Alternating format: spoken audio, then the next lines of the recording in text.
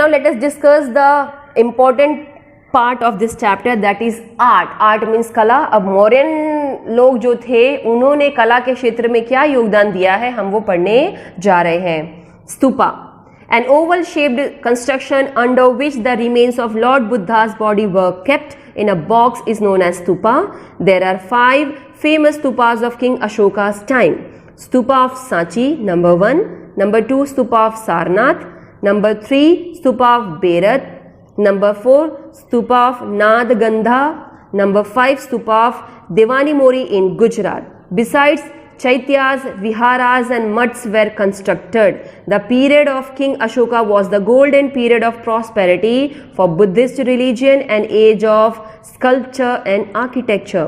स्तूपा किसे कहते हैं? तो एक गोल शेप जिसके अंदर भगवान बुद्ध की जो बॉडी थी उसको एक बॉक्स में डाल करके रखने का जो काम किया जाता था उसे हम स्तूपा कहते हैं. ऐसे ही 5 फेमस स्तूपास किंग अशोका के टाइम से बिलोंग करते हैं जो उन्होंने बनवाया था, जिसमें सांची हो गया स्तूपा, सांची का स्तूपा, सारनाथ का स्तूपा, बेरत का, नादनगंधा का और देवानी मोरी जो गुजरात में आया है वो फेमस माने जाते हैं. इसके अलावा चैत्यास मीन्स देवालय, देन विहारास जहाँ पे संत महंत जो हैं वो रहने का काम करते हैं, घूमने का काम करते हैं जब वो ट्रैवल पर निकलते हैं. एंड देन कम मठ्स, जहाँ पे ऐसे सन्यासी जो हैं उनका जो आश्रम होता है उसे मठ कहा जाता है, ये भी बनवाए गए थे. किंग अशोका का जो समय माना जाता है वो गोल्डन पीरियड माना जाता है क्योंकि उस टाइम पे प्रॉस्पेरिटी बुद्ध धर्म को लेकर के काफी ज्यादा देखने को मिली थी. और इतना ही नहीं, ये एक ऐसा समय माना जाता था जहां पर स्कल्पचर का और आर्किटेक्चर का काफी ज्यादा विकास किया गया है. Buddhist religion has gifted caves, viharas, chaityas and stupas to the field of architecture. Buddha धर्म जो है इसने हमें गिफ्ट दिया है केव्स को. केव्स मीन्स गुफाएं, विहारास मीन्स आश्रम, चैत्यास मैंने पहले बताया देवास और स्तूपास जो भगवान बुद्ध के बॉडी को रखने का काम किया जाता है इस क्षेत्र में. अब बात करेंगे हम डिटेल में अलग अलग स्तूपाओं के बारे में, जिसमें पहला आ रहा है stupa of Sanchi. The Sanchi stupa was built during Mauryan period. It is situated in Madhya Pradesh. The original stupa of Sanchi was made of bricks. It was half in size compared to the present stupa. This Buddhist stupa is precious specimen of art of architecture. Sanchi stupa जो है वो Mauryan period यानी मौर्यन के समय में बनवाया गया था जो मध्य प्रदेश में आया हुआ है. ओरिजिनल अगर हम स्तूपा की बात करें सांची की तो वो ईंटों से बनवाया गया था. आज की डेट में अगर हम देखने जाएं तो सिर्फ इसका आधा हिस्सा ही हमें देखने को मिलता है. बुद्धिस्ट स्तूपा जो था अपने आप में काफी ज्यादा मूल्यवान माना जाता है और एग्जाम्पल माना जाता है आर्ट ऑफ आर्किटेक्चर का. Then comes pillar inscriptions. अब स्तूपा को बनवाया गया तो हम जानते हैं कि वहां पे पिलर्स भी बनाए जाते हैं जिसे स्तंभ कहा जाता है. तो उसके अंदर क्या क्या चीजों को ड्रॉ किया गया था या बनवाया गया था उसके बारे में पढ़ेंगे. Stone inscriptions were made from single rock. Stone inscriptions carved out by the religious order of Emperor Ashoka are the best specimen of engraving on stone. They were polished so well that they gleamed.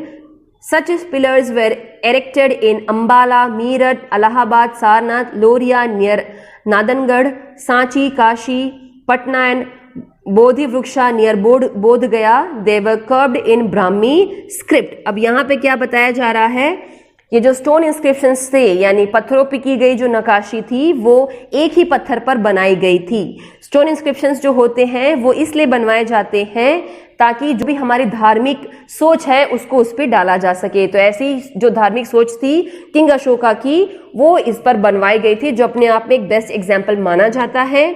उनको बहुत ही अच्छी तरीके से polish किया गया था. इस हद तक पॉलिश किया गया था कि जब वो मूर्ति एक सिंगल पत्थर पे बन करके आती थी तो वो बहुत ज्यादा शाइन करती थी, चमकती थी. ऐसे बहुत सारे पिलर्स जो हैं उसके एग्जाम्पल्स हमें अंबाला, मेरठ, इलाहाबाद, सारनाथ, लोरिया जो नादनगंधा में आया है, सांची, काशी, पटना और बोध वृक्षा जो बोध गया में आया है वहां पर इसके एग्जाम्पल्स देखने को मिलते हैं. और वो ब्राह्मी यानी सबसे पुरानी जो लिपि है उस स्क्रिप्ट में बनवाई गई थी. अब बात करेंगे pillar of Sarnath. The stone inscription of Sarnath is the best specimen of sculpture. The pillar has 4 lions facing 4 directions. Sarnath preaching place of Lord Buddha. Dharma chakras are curved below the lion images. This chakra indicates triumph of religion. That is why it is called Dharma chakra. Apart from this, it has sculpture of elephant, horse and bullock. This chakra has been placed in the national flag of Republic India. Images of 4 lions have been placed as our national emblem. This is considered to be one of the best specimens of sculpture in the world. तो अगर Sarnath pillar की बात करें तो ऐसा ही stone पे बनवाया गया जो इंस्क्रिप्शन है वो हमें सारनाथ पे देखने को मिलता है, जो अपने आप में स्टोन पे बनाए गए स्कल्पचर्स का बेस्ट एग्जांपल माना जाता है। इस पिलर पे 4 लायन आपको नजर आएंगे जो अलग अलग डायरेक्शंस पे अपना चेहरा घुमा करके बैठे हुए हैं। सारनाथ एक प्रीचिंग प्लेस भी माना जाता है गौतम बुद्धा का, जहां पे वो लोगों को शिक्षा देने का काम करते थे। इसके अलावा धर्म चक्रा भी आपको इन लायंस के नीचे बना हुआ नजर आएगा। ये चक्रा क्या दिखाता है हमें?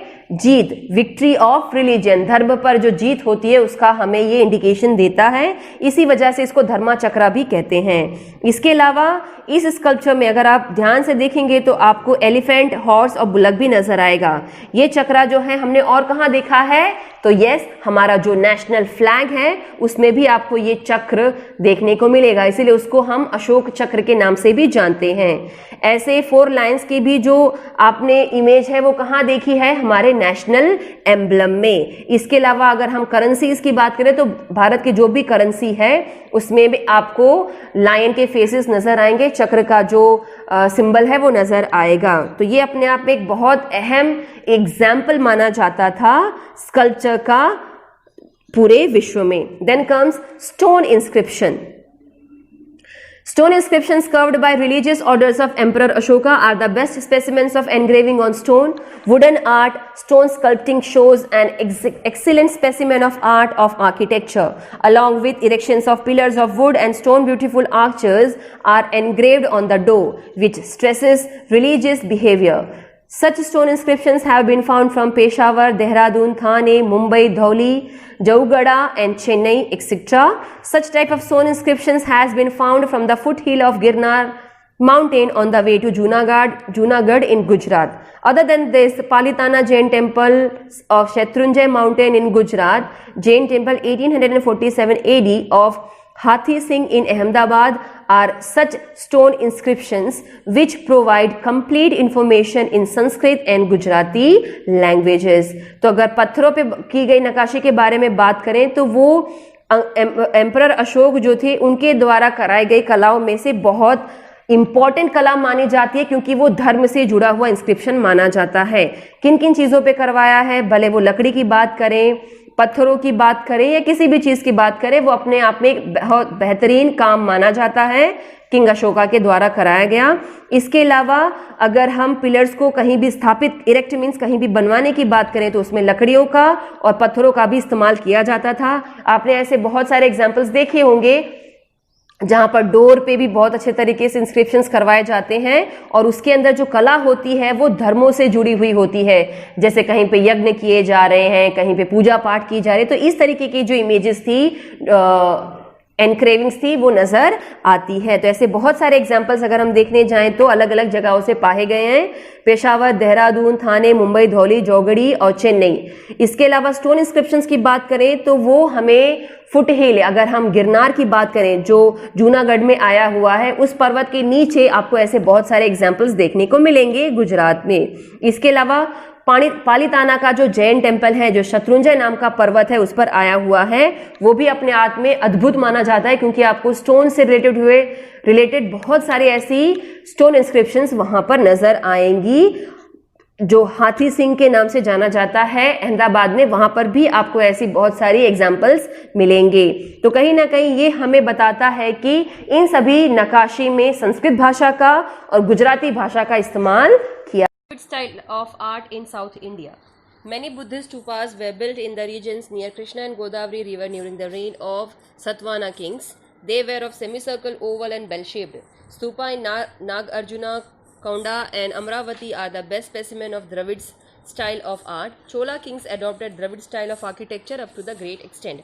बहुत से ऐसे बुद्धिस्ट धर्म के जो स्तूपास थे उनको बनवाया गया था किन किन नदियों के किनारे, तो कृष्णा और गोदावरी के टाइम पे, जब सतवान नाम के जो राजा महाराजा रहते थे उनके समय की बात बताई जा रही है। और इन मंदिरों का जो कंस्ट्रक्शन था वो सेमी सर्कल था, ओवल शेप था और जो बेल शेप होता है उस शेप्स में बनवाया गया था।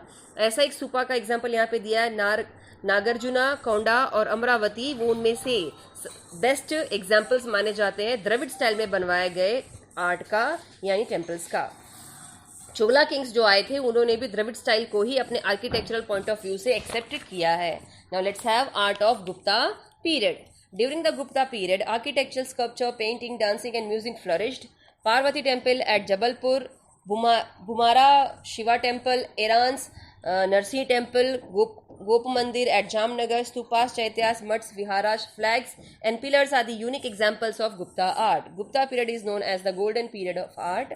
Buddha statue at Sarnath, statue of Lord Vishnu at Mathura, statue of Mahavir Swami, caves of Udaygiri and statue of Vishnu in the form of Vara, etc. are the best specimens of sculpture of Gupta period. अब यहाँ पे क्या बता रहे हैं, Gupta period की अगर हम बात करें तो आर्किटेक्चर की बात करें, स्कल्पचर की बात करें या पेंटिंग, डांसिंग, म्यूजिक, ये सभी काफ़ी अच्छी से फ्लरिश्ड हुआ था यानी फैला था, डेवलप हुआ था।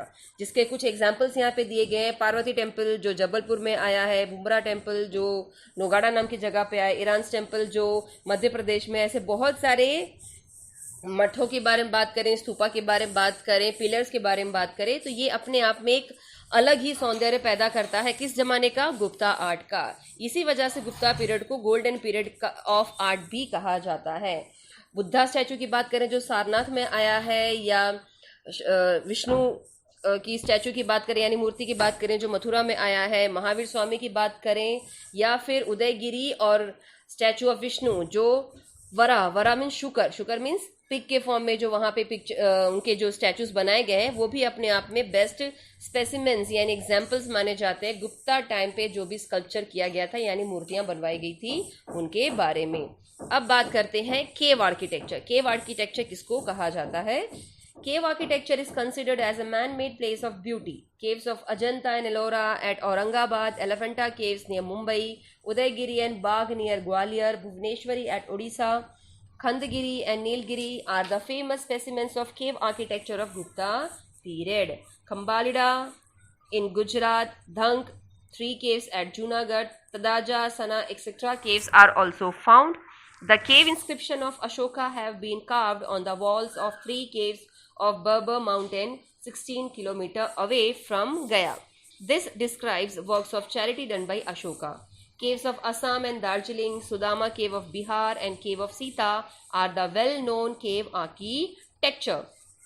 केव यानी गुफा और आर्किटेक्चर मीन्स गुफा के अंदर जो भी काम करवाया गया था वो बात करें जो आर्टिफिशियल गुफा मानी जाती है तो हम कह सकते हैं मैन मेड ब्यूटी मानी जाएगी। तो ऐसे ही कुछ एग्जाम्पल दिए गए हैं। अजंता एलोरा की केव की बात करें जो औरंगाबाद में आया हुआ है, या एलिफेंटा केव्स के बारे में बात करें जो मुंबई में है, उदयगिरी जो, या फिर बाग की बात करें जो ग्वालियर में आया हुआ है, या ऐसे दूसरे जितने भी केव्स यहाँ पे बताए गए हैं गुप्ता पीरियड में अपने आप में अनोखे माने जाते हैं। सेम तरीके से खम्बालिडा जो गुजरात में आया हुआ है, ढांक जो राजकोट में आया हुआ है, इसके अलावा जूनागढ़ में 3 ऐसी गुफाएं बनवाई गई हैं जो उस टाइम पे पाई गई थी। The cave inscription of Ashoka के द्वारा बनवाई गई जो भी केव की इंस्क्रिप्शंस हैं उसमें बर्बर एक जाति थी जिसके बारे में मेंशन किया गया है जो 16 किलोमीटर दूर आया हुआ है गया से। ये बताता है कि ये जितनी भी आर्किटेक्चरल चीज़ें जो दिखाई जाती है इसमें बताया जाता है कि अशोका ने जो भी काम करवाए थे वो चैरिटी से रिलेटेड थे। इतना ही नहीं, असम और दार्जिलिंग की गुफा के बारे में बात करें या सुदामा केव के बारे में बात करें जो बिहार में आया हुआ है, एज वेल एज सीता के बारे में बात करें जो सीता केव आया हुआ है, ये भी अपने आप में एक बेस्ट एग्जाम्पल माना जाता है केव आर्किटेक्चर का। Let's move to caves of Gujarat. Number 1, caves at Junagadh. There are 3 groups of caves in Junagadh. अगर हम जूनागढ़ के गुफाओं के बारे में बात करें तो वहां की गुफाओं को 3 ग्रुप में डिवाइड किया है। पहला आता है group of Baba Pyara's cave. This cave is situated near Baba Pyara Math. They are in 3 layers intersecting each other at right angles. There are total 16 caves. Out of them 4 are in first line, 7 are in second line and 5 in third line. Possibly they were carved during 1st-2nd century in the beginning of AD. Anno Domini या after that. अब यहाँ पे क्या बता रहे हैं, ये जो केव है वो बाव्यापारा एक जगह का नाम है, उस मठ में आया हुआ है। ये 3 लेयर्स में बनाई गई केव है जो एक दूसरे को राइट एंगल पे इंटरसेक्ट करती हैं। टोटल 16 गुफाएं आपको नजर आएंगी, जिसमें से पहली लाइन में आपको 4 नजर आएंगी, दूसरी लाइन में आपको 7 नजर आएंगी और तीसरी लाइन में आपको 5 केव नजर आएंगी। तो माना जा सकता है कि इन सभी को बनवाने का काम सेकेंड सेंचुरी की फर्स्ट के टाइम पे या सेकेंड सेंचुरी की शुरुआत में यानी एडी यानी एनो डोमिनो के टाइम पे करवाया गया होगा। They are double storeyed on seeing their remains से one can that they might have been curved during the end of second century and the beginning of fourth century। क्योंकि ये double storage नजर आती हैं तो जो कोई भी उसको देखने जाता है वो ये कह सकता है कि इस पे नकाशी करवाने का जो काम किया गया था या जो भी काम करवाया गया था सेकेंड सेंचुरी के अंत में या फोर्थ सेंचुरी की शुरुआत में करवाया गया होगा इस गुफा को बनवाने का काम आर्किटेक्चरल पॉइंट ऑफ व्यू से। Caves of Khapra and Kedia, caves of Kund, on seeing the remains it can be said that they were floored caves. It may have been curved in the 3rd century. There are 20 pillars and they are in ruins now. Khapra Kedia या कुंड के caves के बारे में बात करें तो अगर हम उनके अवशेष को देखें ना, अवशेष जो चीजें बची हुई मिलती हैं, टुकड़े, बचे हुए टुकड़े, तो ऐसा माना जाता है वो सबसे लोअर फ्लोर पे यानी जमीन पे बनाए गए केव्स नजर आते हैं। और ऐसा भी माना जाता है कि इन केव्स को बनवाया गया था 3री सेंचुरी के टाइम पर। और इतना ही नहीं, उसके अंदर 20 पिलर्स की मदद से इसको बनाने का काम किया गया था, लेकिन आज के टाइम पे ये सब बर्बाद हो चुके हैं। खम्बालिडा केव, खम्बालिडा केव क्या है? Number 2, let's see. It is discovered in 1959 AD. They are situated at Khambalida near Gondal, 70 km from Rajkot. 3 of them are remarkable. Chaityaguru with stupa is situated in the middle cave. Figures of Bodhi, Sattvas and statues of devotees are standing on both the sides of entrance path supported by trees and they are of 2nd or 3rd century. ये 1959 में discover किया गया था। खाम्बालिडा नाम की जगह है गोंडल में, राजकोट से 70 किलोमीटर दूर आया हुआ है और ये अपने आप में सबसे ज्यादा रिमार्केबल माना जाता है। तीनों की तीनों चीजें क्यों? क्योंकि उसकी जो कंस्ट्रक्शन करवाने का काम है वो ही यूनिक है। जैसे चैत्यगृह जहाँ पे पूजा पाठ किया जाता है, जो मेन बंदा करता है, वो सेंटर में बनाया गया है। बीच में आपको बुद्धि सत्वास यानी उनके पूजने वाले और जो उनके डिवोटीज होते हैं, जो उनके वर्शिपर्स होते हैं, उनकी कुछ स्टैचूज को बनवाई गई है।